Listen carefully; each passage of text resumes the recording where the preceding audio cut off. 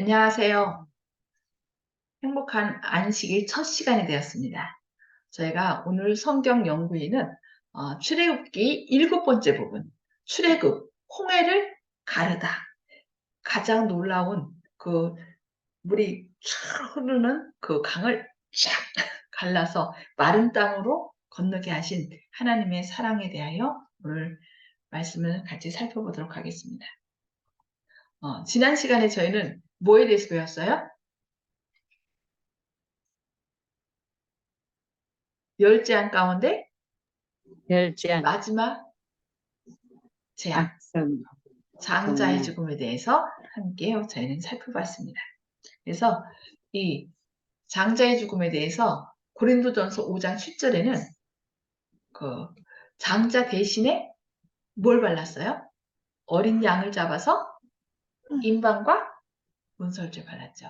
그것을 우리의 유월절 양, 곧 그리스도께서 희생이 되셨느니라고 사도 바울은 말하고 있습니다. 그 다음에 우리가 해야 될 것은 6월절 양을 죽이는 것만으로 충분하지 못했습니다. 양만 잡았다고 다 그들이 죽음에서 벗어났나요? 아니죠. 아니죠. 반드시 어디 안에 거해야 돼요? 주님 안에 그 양을 잡아서 피를 바른 그 집 안에 거해야 문서 돼요. 그리고 여기 보니까 그 피를 문설주에 발라야 했고, 그처럼 그리스도의 보혈의 공로가 각 사람에게 뭐 해야 돼요? 적용돼야 된다는 거예요. 그래서 우리는 그분께서 온 세상을 위하여 죽으셨다는 사실뿐 아니라 우리 각자를 위하여 죽으셨다는 것을 믿어야 된다. 우리는 그냥 예수님이 우리 살기 위해서 돌아가셨대. 그러니까 나 아니라 그냥 누군가. 그런데 그렇게 되면 안 돼요. 예수님이 돌아가신 것이 바로 누구를 위하여? 바로 나를 위하여 나를 위하여. 이 세상에 아무도 없고 오직 나 하나만 있다 할지라도 나를 위하여 예수님께서 뭐 하셨다? 오셔서 돌아가셨다는 것. 그것을 우리가 꼭 기억해야 되는 것입니다. 그래서 우리는 속죄의 희생의 공로를 우리 자신에게 적용해야 됩니다. 우리 마음판에 예수님의 보혈을 발라야, 우리 삶에 적용을 해야 죽음의 사자가 누구를 지나가는가? 유월절이라는 얘기는 뭐예요? 넘어간다는 얘기거든요. 죽음의 사자가 넘어가서 죽음을 당하지 않는 걸 얘기하기 때문에 그 예수님은 2000년 전에 실제로 이 유월절 양 되신 예수님은 2000년 전에 십자가에 달려 돌아가셨어요. 근데 그 돌아가신 것을 내 삶에 적용을 해야 내가 뭐 하는 거예요? 죽음을 당하지 않는다는 것입니다. 그리고 그 고기는 어떻게 해야 된다고요? 먹어야 했다는 거예요. 그럼 먹지 않는 사람 어떻게 될까요? 그래서 그리스도께서 우리 죄를 용서하신다는 것을 믿는 것만으로는 충분하지 않다. 우리는 그분의 말씀을 어떻게 하라고 했어요? 먹어야 된다. 말씀을 통하여 믿음으로 말미암아 그분으로부터 영적 능력과 영향을 끊임없이 공급받아야 된다라고 얘기합니다. 그리스도께서는 뭐라고 말씀하셨어요? 인자의 살을 먹지 아니하고 인자의 피를 마시지 아니하면 너희 속에 뭐가 없다고요? 생명이 없느니라. 그러면서 내 살을 먹고 내 피를 마시는 자는 영생을 가졌다라고 말씀하셨어요. 그래서 초대교회 당시에는 그 그리스도인들이 좀 식인자처럼 얘기를 했어요. 왜 그럴까요? 진짜 여기 내 피를 마셔야 되고 내 살을 먹어야 된다 그러니까 그것이 바로 본처럼 생각됐어요. 진짜 사람을 죽여갖고서 피를 마시고 뭐 한 것처럼 피를 마시고 그 사람을 잡으면 인육을 먹는 것처럼 생각해갖고서 저 사람들이 살인자들이다. 이렇게 생각을 했던 것도 있습니다. 그러나 여기서 말하는 것은 뭐예요? 내가 너희에게 이른 말이 영이요 생명이라. 예수님께서 말씀으로 이 땅에 오셨잖아요. 말씀으로 존재하시다가 말씀이 육신이 되어 우리 가운데 거하셨다라고 얘기를 해요. 그래서 실제로 예수님이 자신이 살이 찢겨지고 피를 흘림으로 우리의 죄값을 치르셨잖아요. 그래서 우리는 그 예수님이 우리에게 말씀하신 바를 먹고 그 보혈을 통하여 우리의 삶에 적용함으로 죄의 씻음을 받을 수 있다는 것입니다. 그래서 우리가 그냥 남들이 교회 가니까 나도 가고 그러니까 기도하니까 나도 하고 그냥 이렇게 건성으로 하는 것이 아니라 진짜 예수님과 1대1의 관계를 맺어야 된다는 것입니다. 그래서 나의 삶에 예수님을 주인으로 받아들이고 적용할 때 그 삶이 생명이 있는 것입니다.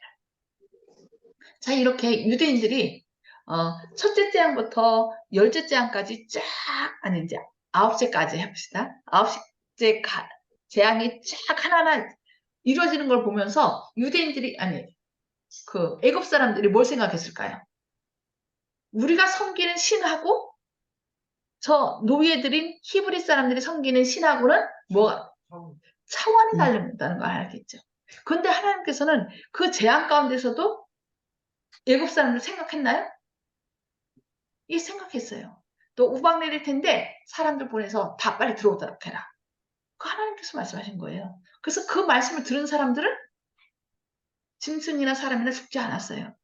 근데 거절한 사람들은 에이 웃기네 뭐 이렇게 무시한 사람들은 죽임을 당했죠. 이와 마찬가지로 이 마지막 열째 재앙에서도 이스라엘 백성들이 섬기는 하나님 뭔가 다르다라고 한 것을 느낀 사람들은 어떻게 했을까요? 이스라엘 백성들이 하는 대로 따라했겠죠. 그러면서 여기 보니까 부조화 선지자에 이런 말씀했습니다. 애굽 사람들 중에는 히브리인의 하나님이 유일한 참 하나님이심을 인정한 사람이 많았으며 그들은 이제 멸망시키는 천사가 온 애굽 땅을 지날 때에 이스라엘 집에서 피난처를 얻게 해달라고 애걸하였다. 그러니까 그들이 섬기는 신은 뭔가 우리가 섬기는 신하고 다르다는 걸 알았다는 거죠. 그러니까 제발 우리 자녀가 우리 장자가 죽지 않도록 모든 가정마다 장자가 있잖아요. 첫해 뭐 짐승도 그렇고요. 그러니까 제발 우리 아이 죽지 않게 해달라고 막 애걸했겠죠. 그래서 그때 이스라엘 백성들은 그들을 기쁨으로 환영했다. 그들은 그 후부터 야곱의 하나님을 섬기고 그분의 백성과 더불어 애굽에서 나가겠다고 서약하였다. 그래서 실제로 애굽에서 이렇게 나올 때는 여기 보니까 성경 보니까 유아 외에 보행하는 장정이 몇 명이요? 60만 가량이요. 중단 잡족이 그들과 함께 출발했다. 그러니까 그 장정만 60만이고 중단 잡족이 함께 했고 뭐 여자와 아이들 뭐 하면은 몇 명 정도 될까요? 약 200만 명 정도 되겠죠. 그래서 이 무리들 중에는 이스라엘의 하나님을 믿는 신앙 때문에 나온 사람도 있었겠죠. 진짜 저들이 섬기는 신은 진짜 참신이야. 그러고 나온 사람도 있지만은 또 어떤 사람들은 재앙을 피하기 위해서 무서워서 그럴 대로 하지 않으면은 우리 애가 죽을 것 같으니까. 그래서 재앙을 피하기 위해서 나온 사람도 있었고요. 흥분과 호기심으로 덩달아 이동하는 군중 심리에 의해서 야, 저 사람 따라가 볼까 하면서 이제 이렇게 나온 사람도 있었다는 거죠. 오늘날도 어때요? 신앙하는 사람 중에 어떤 사람은 진심을 다해서 전심을 다해서 하는 사람이 있지만 어떤 사람들은 진짜 지옥 가기 싫어서. 그래서 우리가 지옥 안 간다고 하니까 지옥이 없다 하니까 당신들 교회는 지옥 사상을 얘기 안 했기 때문에 사람들이 안다고 어떤 분이 그런 얘기를 하시더라고요. 그래서 이스라엘 백성이 거기 이제 애굽의 산지 원래는 꼭 애굽에 가는 시간만이 아니라 기근을 피하여 들어간 시간만이 아니라 언제부터요? 아브라함이 하란을 떠나서 이 가나안 땅, 그 당시는 가나안 땅이 누구의 통치하에 있었어요? 이집트의 통치하에 있었기 때문에 그때부터 시작합니다. 그래서 400년의 기간이 찼다. 그 같은 날에 여호와께서 이스라엘 자손을 그 군대대로 애굽 땅에서 인도하여 내신다. 이게 창세기 15장에 아브라함에게 예언한 거죠. 네 자손이 4대 만에 다시 나올 것이라고 얘기를 했죠. 그래서 그때 나올 때 어떻게 했어요? 많은 재산과 동물들 같이 갖고 나왔어요. 그리고 이스라엘 사람들이 애굽을 떠날 때 딱 한 것이 있어요. 뭐가 있어요? 여기? 이게 뭐예요? 관이죠. 누구의 관입니까? 요셉의 관. 요셉이 창세기 50장에 보면은 뭐라고 얘기를 해요? 50장 25절에 우리는 반드시 어디 갈 거야? 다시 가나안 땅으로 들어갈 거야. 하나님께서 주신 우리에게 주신 약속의 땅으로 들어갈 거야. 그러니 너희들 갈 때 절대로 그냥 가면 안 되고 내 해골을 반드시 메고 올라가야 돼. 그것을 약속을 다짐받은 거예요. 그러니까 이 요셉도 누구의 약속을 기억했다는 얘기예요? 아브라함에게 하신 하나님의 약속을, 그러니까 아브라함은 자기만 믿은 게 아니라 아브라함은 이삭에게 있고 이삭은 야곱에게, 야곱은 12아들들에게. 그래서 지금 12아들, 이제 요셉이 야곱의 아들이잖아요. 그런데 요셉 후에 이제 거기 들어간 후로 요셉부터 몇 대예요? 그 밑에 이제 그쪽 해서 보니까 4대 만에 다시 이렇게 나올 때가 된 거예요. 그래서 하나님께서 이스라엘 백성들을 이렇게 그 정확하게 4대 만에 거의 400년 역사 후에 애굽에서 이끌어낸 것을 볼 수 있습니다. 근데 여기가 애굽이거든요. 애굽이고 여기가 시나이 반도고 여기가 어디예요? 이스라엘 땅이에요. 지금 이스라엘이 뭐가 있어요? 전쟁이 일어났죠. 근데 이 애굽에서 가나안 땅으로 가려면은 가장 빠른 시간이 어디예요? 여기. 블레셋 사람들이 있는 요 길을 따라가면은 제일 빠르게 간다. 근데 하나님께서 이 길을 인도했나요? 이 길을 인도하지 않았어요. 왜 그랬을까요? 요 길은 아까 이제 가나안 땅도 누구의 통치하에 있다고 그랬어요? 애굽의 통치하에 있기 때문에 요 애굽 왕이 요 사이사이에 요새를 만들고 다 자기의 군사들을 주둔시켜 놨어요. 그러니까 가다가 이 사람들이 이 노예들이 뭐 했다? 도망쳤다 소리를 들으면은 이 사람들이 어떻게 할까요? 추격해갖고서 죽을 수도 있겠죠. 그러면은 왜 우리가 또 이렇게 우리를 괜히 잘 살고 있는데 왜 이끌어내서 막 이러면서 또 원망하고 돌아갈 것 같으니까 하나님께서 이 길로 가지 않고 이 아랫길로 남쪽으로 이렇게 인도했다라고 얘기하고 있습니다.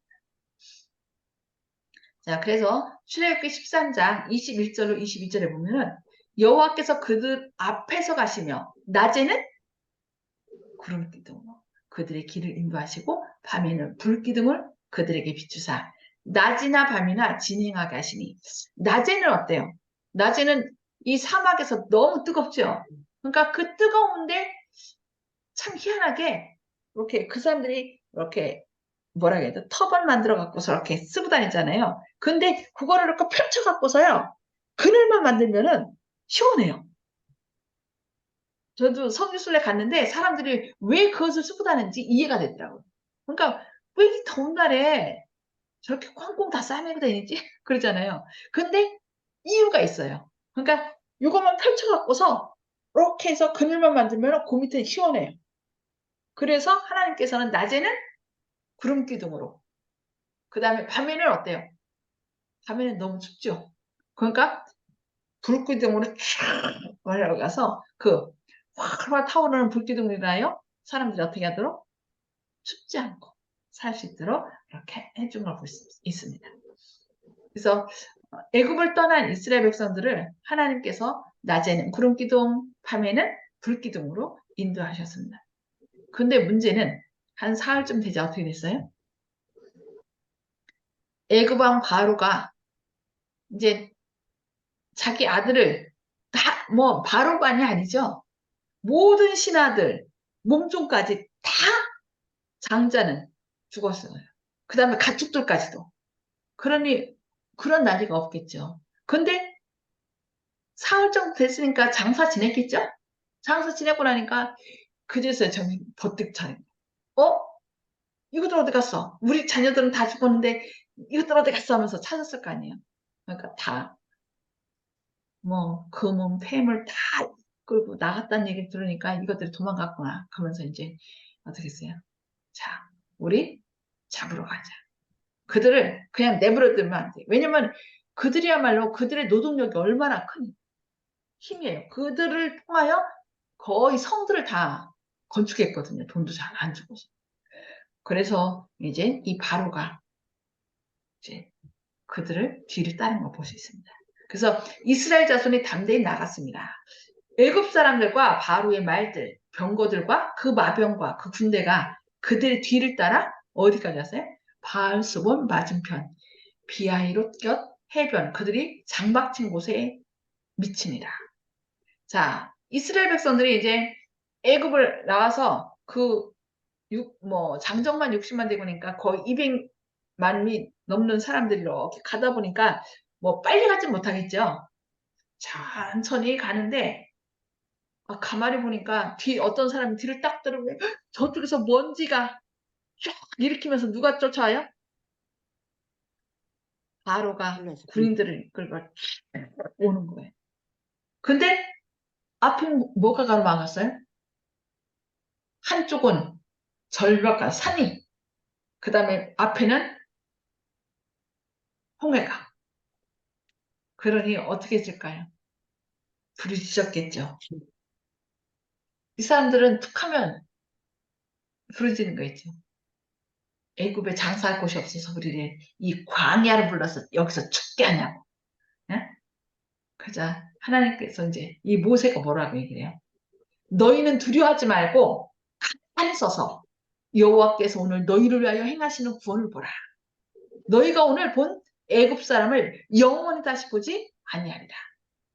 여호와께서 너희를 위하여 싸우시리니 너희는 가만히 있을지니라. 이스라엘 백성들이 당한 것처럼 앞에는 강, 옆에는 산으로 이렇게 올라가지도 못하는 큰 산이 있고 뒤에 군인들이 쫓아온다. 그것을 사면 초가라하죠. 이런 적 인생 삶에서 있으셨나요? 그런 때 있으셨죠? 아마 많이 있으셨. 근데 이상하게 어려움 당할 때는요. 그런 어려움이 계속 있더라고요. 그 얘기는 우리로 하여금 어떻게 두 손도 말 싹 들고 어딜 봐라? 누굴 바라보라? 하나님을 바라보라고 그러시는. 그래서 너희는 가만히 있어? 가만히 서서 여호와께서 오늘 너희를 위하여 행하시는 구원을 보라고 예수님께서는 하나님께서 우리에게 말씀하십니다. 그래서 때로 너무 어렵다면은 그것은 구원의 시간이 더 가까운 거예요. 우리가 아직도 뭔가 계속 움켜진다면은 진짜 구원이 아닌 것을 움켜쥐겠다면은 하나님은 우리가 그것을 놓고 두 손도 벌리고 하나님 내 힘으로 못해요. 이런 길로 우리를 인도하거든요. 그래서 아예 더 빨리 나의 연약함을 인정하고 하나님을 부르면 하나님께서 우리를 더 선한 길로 인도하심을 꼭 기억하시기 바랍니다. 자, 그래서 여호와께서 이제 말씀합니다. 모세에게 이르시되 너는 어찌하여 내게 부르짖느냐? 이스라엘 자손에게 명령하여 앞으로 나아가게 하고 지팡이를 들고 손을 바다 위로 내밀어 그것이 갈라지게 하라. 그래서 이 모세가 지금 무슨 지팡이를 들고 있어요? 양을 치던 그 지팡이. 그러나 그것을 하나님께서 능력의 지팡이로 바꿔주셨죠. 그래서 그 지팡이로 손을 바다 위로 내밀어서 갈라지게 하라라고 얘기했어요. 그리고 그 구름 기둥은 어디로 갔어요? 뒤로 가서 애굽 사람들이 군사들이 이쪽으로 진행하지 못하도록 그들은 막 그러니까 깜깜한 중에 길을 못 찾도록 한 거고요. 불은 앞으로 와서 그 어두운 밤중에 이스라엘 백성들을 쫙 인도한 거예요. 그 다음에 손을 쫙 내미니까 어떻게 됐어요? 동풍이 불어서 하나님께서 동풍을 자주 사용하셔요. 그죠? 동풍을 불어서 젓가락을 불어서 이게 물이 쫙 갈라져서 빨리까지 나가도록 그렇게 한 것을 볼 수 있습니다. 그래서 이스라엘 백성들이 그 마른 땅을 기쁨으로 쫙 건널 수 있도록 하셨습니다. 근데 이것을 고린도전서 10장 1절과 2절에는 그 사도 바울이 뭐라고 얘기를 하냐면 형제들아 나는 너희가 알지 못하기를 원하지 아니하노니 우리 조상들이 다 구름 아래 있고 바다 가운데로 지나며 모세에게 속하여 다 어디에서 구름과 바다에서 침례를 받았다라고 얘기를 해요. 그래서 이스라엘 백성이 살았던 애굽 땅은 무슨 세상하고 비교를 합니까? 죄악 세상이죠. 그래서 죄악 세상의 왕자는 누구예요? 왕은 사단이죠. 그래서 바로는 사단을 의미해요. 그래서 사단은 계속 우리의 목줄을 쥐고 또 때로는 우리가 좋아하는 것들이 있어요. 약한 거. 그것을 뭐 명예를 좋아하면 명예를 통하여 돈을 좋아하면 돈을 통하여 아니면 스포츠를 좋아하면 스포츠를 아니면 자녀를 너무 사랑하면 자녀를 사랑하는 것. 자녀를 통하여. 그러니까 온갖 방법을 동원하여 우리의 목줄을 쥐고 그렇게 하나님께 나가지 못하도록 합니다. 그러나 하나님께서는 우리를 기적적으로 하나님의 능력의 발로 우리를 쌓아내시고 우리를 이렇게 이끌어내시는 걸 볼 수 있습니다. 그래서 우리가 그 애굽 땅에서 나와서 어디를 향해서 한 걸음을 내딛는 거예요? 가나안 땅을 향하여 한 걸음 내딛는 여정이 바로 이 출애 그 홍해를 갈라서 그 건넌 건데 그것을 이렇게 사도 바울은 침례받은 것으로 얘기해요. 그래서 그럼 광야 생활은 무슨 생활일까요? 광야 생활은 교회 생활이 되겠죠. 예. 그래서 우리는 이제 침례를 받았고 이렇게 교회 생활, 이스라엘 백성들이 광야 생활을 한 것처럼 교회 생활을 시작하였습니다. 이젠 우리는 어떻게 하면 돼요? 하나님과 함께 시작한 이 애굽 생활을 뒤로 하고 과감하게 죄악 세상에서 벗어나서 예수님의 보혈로 구원함을 받아서 이제 홍해도 가르고 침례받고 어디에 시작? 이제 교회 생활을 시작했습니다. 이제는 여러분 이스라엘 백성들이 계속 무슨 어려움을 만날 때마다 뭘 생각했다고요? 뭘 그리워해요? 애국에서는 내가 고기 까마 곁에서 고기도 먹고 뭐 이것도 먹고 저것도 먹고 여러분 불평하기 시작하면 자꾸 우리가 나도 모르게 그쪽으로 끌려갑니다. 그래서 우리가 이제 침례받음으로 이 죄악 세상에서 나왔으니까 이제는 오직 어디만을 향하여? 하늘 나라만을 향하여 담대하게 나아가는 저와 여러분 되기를 바라면서 오늘 말씀 여기까지 하도록 하겠습니다. 혹시 오늘 말씀 가운데서 좀 궁금한 거 있으신가요? 음소거를 다 해제해 주시고요. 혹시 궁금한 거 있으신가요? 하나님이 예, 그 이스라엘 백성들을 참 사랑하거든요. 예, 근데 좀 그 이스라엘 백성들이 어떤 때는 좀 그 빨리 이게 변하고 그런 변태성이 많아요. 예. 그 모세요. 지도자가 모세. 그 올라갔 산에 올라갔 신의 산에 올라갔을 때. 예, 우리가 40일인가 예, 예. 그동안에 변한 거예요. 변해가지고 뭐 우상, 금신상을 만들고. 네. 근데 그게 우리의 모습이에요.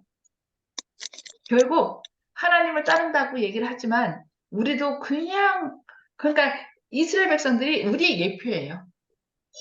그냥 끝까지 믿음으로 따르는 사람은 살아서 이 갈렙과 여호수아처럼 살아서 어디를 가고 가나안 땅에 들어갈 것이고 그냥 끊임없이 불평불만하고 그냥 이렇게 한 사람은 광야에서 어떻게 해요? 다 죽었잖아요. 그러니까 20살 이하 된 사람은 뭐 살아서 간 사람 많고 20살 이상 된 사람 중에서는 누구와 누구만? 갈렙과 여호수아만 살아서 가나안 땅에 들어간 걸 볼 수 있습니다. 모세까지도 못 들어갔잖아요. 그래서 우리가 살아서 하늘나라 가고 싶은 마음은 굴뚝 같지만 어떻게 가든지 그거는 누가 아셔요? 하나님이 아시고 또 우리가 어린 양이 어디로 인도하든지 따라가는 삶을 산다면은 하나님께서 선한 길로 인도하실 것입니다. 예, 우리 그 약속을 생각하면서 다시는 죄악 세상의 애굽으로 돌아가겠다라는 마음 먹지 않도록 날마다 예수님을 바라보고 앞으로 전진하시는 저와 여러분 되기를 바라면서 기도하고 마치도록 하겠습니다. 하늘에 계셔서 저희를 사랑하신 아버지, 오늘도 저희를 이렇게 줌을 통하여 또 교회에서 함께 만나 주님의 말씀을 배우게 하시니 감사합니다. 주님, 사단은 어떻게든지 이 백성들을 내보내지 않으려고 온갖 방법과 또 방법을 동원해서 그들을 막으려고 하고 그들을 붙잡으려고 합니다. 그러나 주님께서 끝까지 또 그들을 사랑하셔서 이렇게 여러 가지 재앙을 통하여 사단을 멸하시고 또 선한 길로 인도하신 주님의 사랑을 인하여 감사드립니다.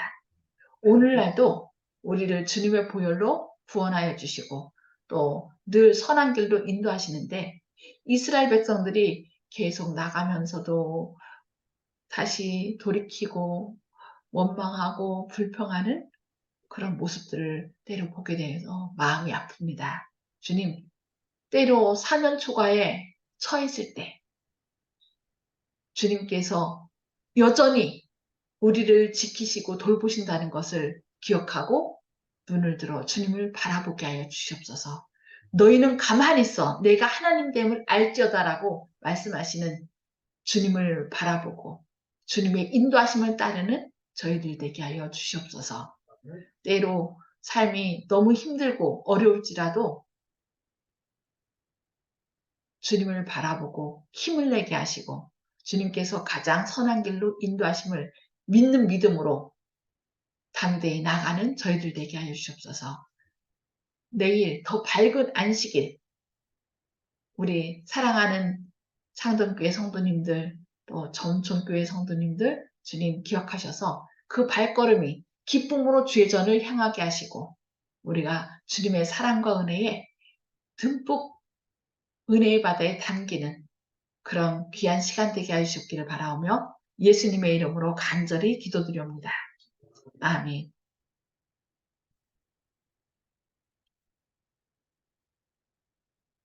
다 같이 묵상 기도로 마치도록 하겠습니다.